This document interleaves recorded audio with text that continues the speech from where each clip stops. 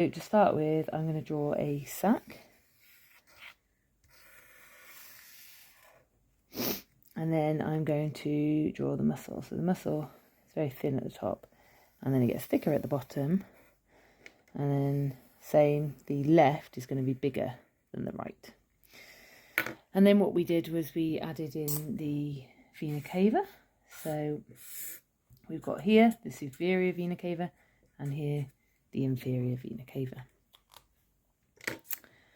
Next, I thought we'd add in the valves. So you have the pulmonary valve, which has 3 leaflets, the tricuspid valve, which has 3, the aortic valve, which normally has 3, and then the mitral valve, which just has 2.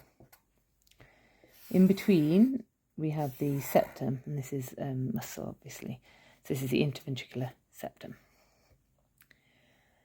So next we will add in the tendae cordinae. So from each of the mitral valve and the tricuspid valve, from each leaflet, we just draw something that represents some of the tendae cordinae, as shown here.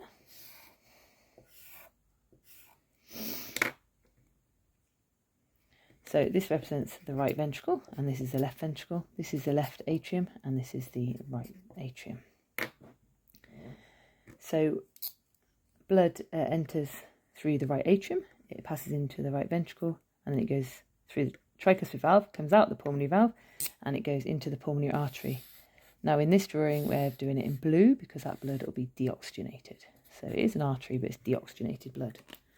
The blood then goes through the lungs and then re-enters the heart through the pulmonary veins, which are actually represented as red because they're now oxygenated from the lungs, and this goes from the left atrium through the mitral valve into the left ventricle, and the muscle then pumps it through the aortic valve, and this then goes into the aorta. So you can draw a few branches off the aorta if you want to. So you've got your brachiocephalic artery, your left common carotid artery, and your left subclavian artery. So the nerve impulse, so you start at your sinoatrial node, and then this passes through the anterior internodal tract, the middle internodal tract, and the posterior internodal tract, and these go to the AV node. So I just draw it as like 3 lines just to represent the different tracts. So you have 1, 2, and 3. You also have a bundle that goes into your left atrium, and this is Bachmann's bundle. And then from the AV node, this impulse then travels down the septum into the tendon, into the ventricles, all the way around, and this is how the electrical impulse will travel through the heart.